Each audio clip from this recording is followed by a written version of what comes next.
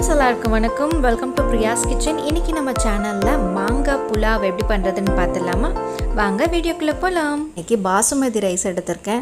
உங்களுக்கு என்ன ரைஸ் கன்வீனியண்ட்டாக இருக்கோ அந்த ரைஸ் எடுத்துக்கோங்க. நீங்கள் பச்சரிசியில் கூட செய்யலாம், சாப்பாட்டு அரிசியில் கூட செய்யலாம். பாசுமதி ரைஸ் 1 கப் எடுத்திருக்கேன்.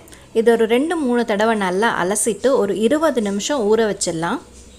குக்கரில் 2 டேபிள் ஸ்பூன் எண்ணெய் சேர்த்துருக்கேன். கூடவே 1 ஸ்பூன் நெய்யும் சேர்த்துக்கலாம். எண்ணெய் காஞ்சதும் இதில் ஒரு பிரிஞ்சி இலை, 2 துண்டு பட்டை, 2 ஏலக்காய், 3 கிராம்பு, ஒரு அன்னாச்சி பூ, கூடவே ஒரு 1/4 டேபிள் ஸ்பூன் சீரகம், ஒரு 5-6 மிளகு, 1 டீஸ்பூன் சோம்பு சேர்த்துக்கலாம்.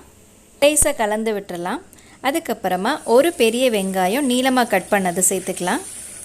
வெங்காயம் நல்லா வதங்கி பொன்னிறமாக ஆன பிறகு உங்கள் காரத்துக்கு ஏற்ற மாதிரி நீங்கள் பச்சை மிளகாய் சேர்த்துக்கோங்க. நான் எடுத்துருக்க பச்சை மிளகாய் ரொம்ப காரமாக இருக்குது, ஸோ நான் 2 தான் சேர்த்துக்கிறேன்.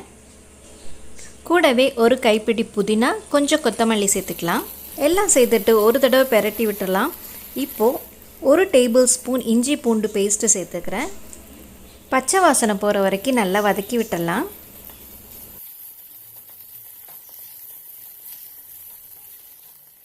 இப்போ பச்சை வாசனை போயிடுச்சு. இப்போ ஒரு பெரிய தக்காளி கட் பண்ணி சேர்த்துட்டு அதையும் நல்லா வதக்கிக்கலாம். கொஞ்சம் உப்பு சேர்த்துக்கலாம், அப்போ தான் நமக்கு தக்காளி சீக்கிரம் வதங்கி வரும். இப்போ தக்காளி நல்லா வதங்கிருச்சு, எண்ணெயும் பிரிய ஆரம்பிச்சிச்சு. இந்த டைமில் நம்ம கட் பண்ணி வச்சுருக்க மாங்காய் சேர்த்துக்கலாம். நான் ஒரு பெரிய மாங்காயில் ஒரு பாதி மாங்காய் மட்டும் எடுத்து கட் பண்ணி சேர்த்துருக்கேன். இப்போ தேவையான அளவு தண்ணி சேர்த்துக்கலாம். எப்போவுமே 1 கப் அரிசிக்கு 2 கப் தண்ணி சேர்க்கணும். பட் பாசுமதி அரிசிக்கு 1 கப் அரிசிக்கு 1.5 கப் தண்ணி சேர்க்கணும்.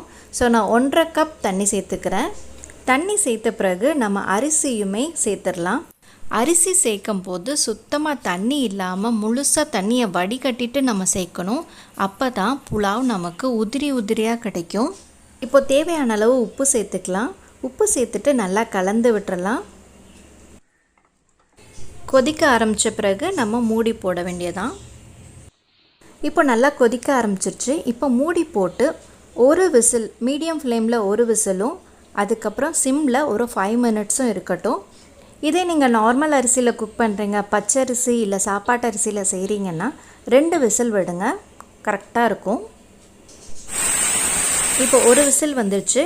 இப்போ நான் சிம்மில் வைக்கிறேன். இது ஒரு 5 நிமிஷம் இருக்கட்டும். இப்போ 5 மினிட்ஸ் ஆயிடுச்சு. நம்ம இப்போ ஸ்டவ் ஆஃப் பண்ணிக்கலாம். அப்படியே ஒரு 20 நிமிஷம் இருக்கட்டும். இப்போ குக்கரில் ஆவியெல்லாம் இறங்கிடுச்சு, ஃபுல்லாக விசிலும் கம்ப்ளீட்டாக போயிடுச்சு. இப்போ நம்ம மூடி எடுத்து திறந்து பார்த்துடலாம். சுட சுட மாங்காய் புலாவ் சூப்பராக ரெடி ஆகிடுச்சு. ரொம்ப ஈஸியான மெத்தடில் தான் நான் உங்களுக்கு சொல்லியிருக்கேன். இதே மாதிரி நீங்களும் செஞ்சு பார்த்துட்டு எப்படி இருந்ததுன்னு எனக்கு கமெண்ட்ஸில் சொல்லுங்கள். இதுவே நீங்கள் மாங்காய் இல்லாமலும் செய்யலாம். ஜஸ்ட்டு காய்கறி எதுவுமே இல்லாமல் சிம்பிளான புலாவ் ஈஸியாக ரெடி ஆகிடும். கலர் மாறிடும்ன்றதுக்காக நான் மிளகாத்தூள் சேர்க்கலை. சப்போஸ் உங்களுக்கு கொஞ்சம் ரெட் கலரில் வேணும் அப்படின்னா நீங்கள் மிளகாத்தூள் உங்கள் காரத்துக்கு ஏற்ற மாதிரி சேர்த்துக்கோங்க.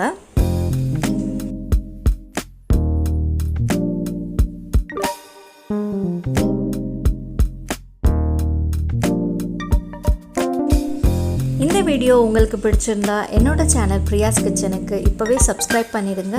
கூடவே இருக்க பெல் ஐக்கனை கிளிக் பண்ணிடுங்க. அப்போ தான் நான் எப்போல்லாம் வீடியோஸ் போடுறேனோ அப்போல்லாம் உங்களுக்கு நோட்டிஃபிகேஷனில் வரும். Thank you for watching.